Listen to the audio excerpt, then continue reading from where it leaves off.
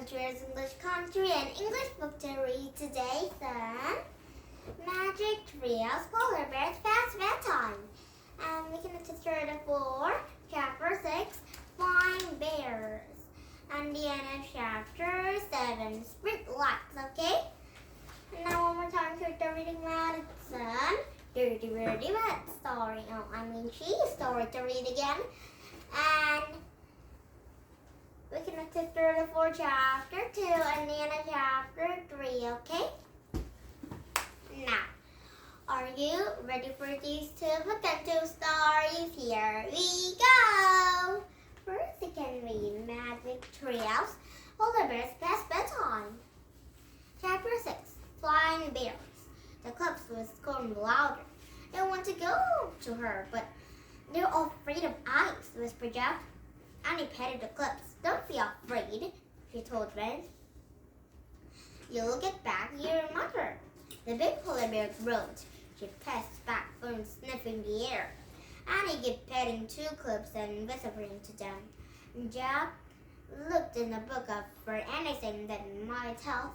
Finally, they found something. Even though the big polar bear can weigh much as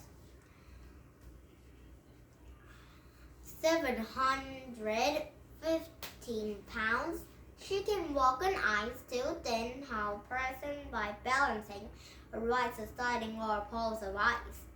Oh man, that's incredible, whispered Jack. He watched. The mother polar bear walked on a snowbank. A large, silent feet she cries about that age of the frozen sea. She tried to step on ice, but each time she did, it cracked, and she had to reset. At last, she found a firm spot. Then the polar bear scratched out of her 4 legs, lay down on ice slowly, then moved forward, pushing up herself in cups. Is she coming for the babies? Said Jack. Or is she coming to get us? I don't know, said Jack. Hey, let's put on the masks. What for? Said Jack. Maybe they're protectors, said Annie. Maybe she will save our polar bears too. Oh, brother, said Jack. But Annie gave him a bear mask. He took off his glasses and slipped it on. Jack peered up the mask holes, and it's hard to see the large white bells swirling over the frozen sea. He shrunk it. They helped the polar bears look at the cliffs was let down at a deep moan. 2 little bears carefully went to their mother.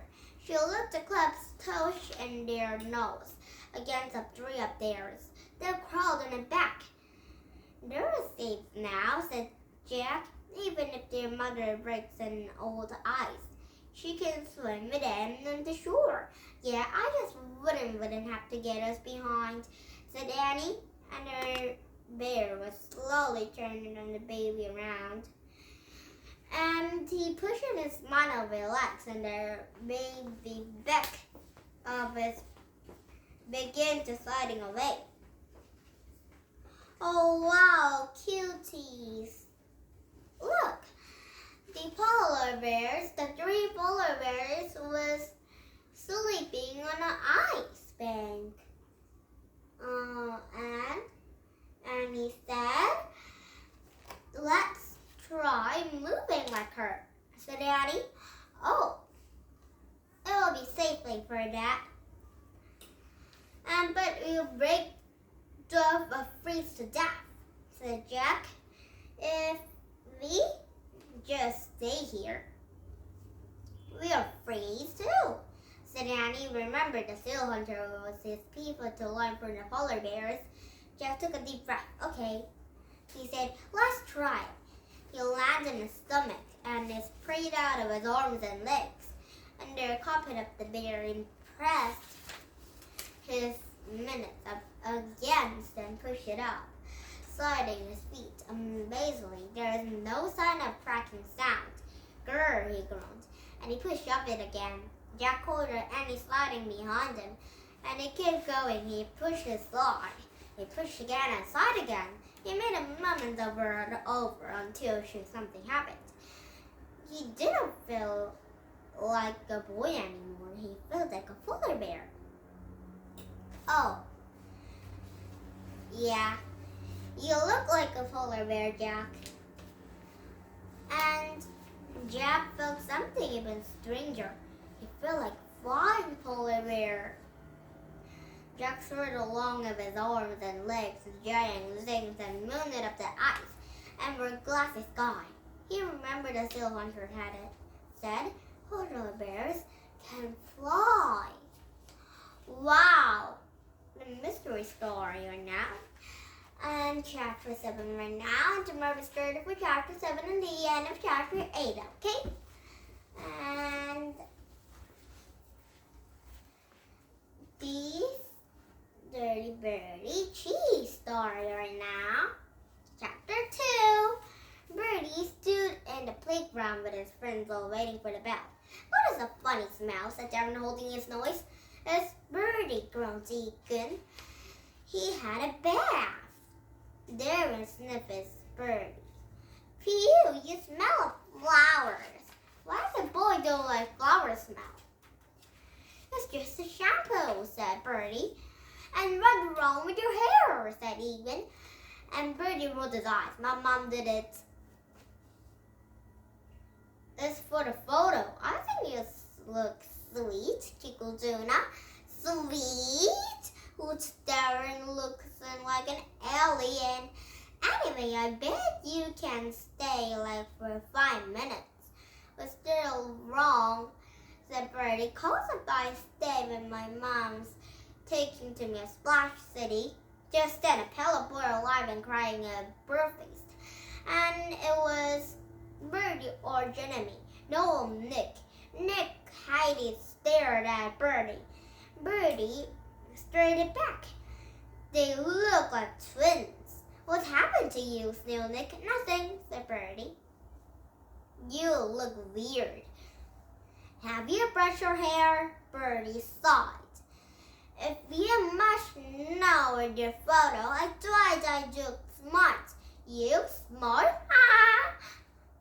Sniffed Nick. Bertie glanced down. Nick was standing on the closed large burn puddle. He jumped in and now he could splash. And Nick was muddy water, but he was bound to get dirty as well. As he promised Mom would stay clean till at their ways tomorrow, he turned to go. See you later, Smarty Pants. And Mrs. Philpott fronted the classroom. I hope you remember that you're having a photo today, she said. This is ear I don't want any more spelling in it, said Bertie. Me? Said Bertie. Yes, you. Glares Miss Spoon. I don't think I've broken this ear. It wasn't my dog, said Bertie. He fell into my school. Oh, he fell into my school. Quiet! Bertie Mrs. Spoon. This is the year when there will be no dogs and no sliders and no silence. And do I make myself clear? Yes, Miss Flute, saw Mrs. Claus. And good, the photographer is arriving at 1 o'clock. So we'll get together in an hour after lunch. Bertie groaned. After lunch? That means to be getting 12 and hours morning without him getting dirty. Still, it will be worth it. Bertie sniffed. What about the white nose? And was still would remember the hacky. And they reached for a toaster pocket. He turned cold. It wasn't there. He checked on another pocket. Empty. And it was Mom what it said. No hanky.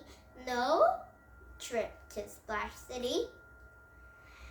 Bertie slumped forward on his task.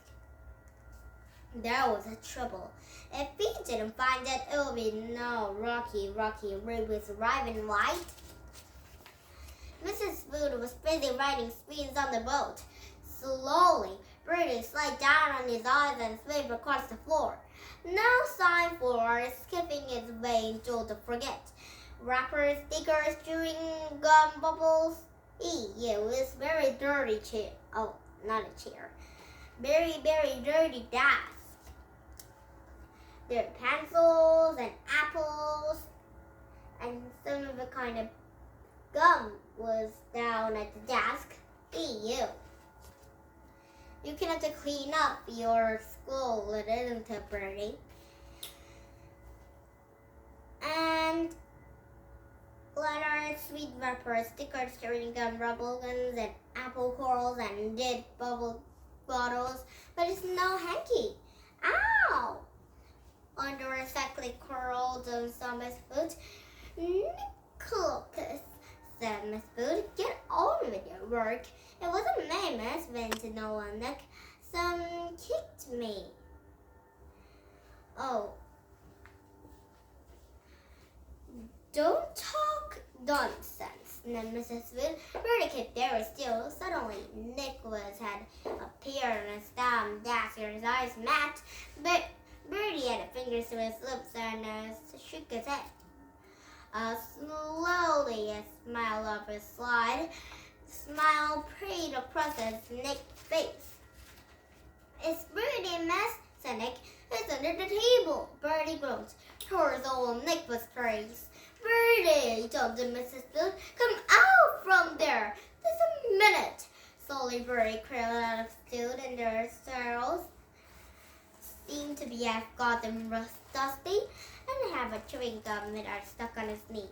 Well, I don't know if you have to stay for yourself, said Mrs. Wood. Have you seen my hanky? Said Bertie. No, chapter 3 right now. It's registered for chapter 3 and the end of chapter 4, okay? And now, did you have fun? Your English country become back with some better books and goodbye, and a book you know goodbye to inspired for today. But see you tomorrow, okay? And Dirty Bertie, Cheese Star, we see you tomorrow, and Magic Trio, Polar Bears, and Jack and Annie will be see you tomorrow. Bye-bye for today, okay? And thank you for listening to my YouTube. And don't forget to thumbs up my YouTube and bye for fun. And when I say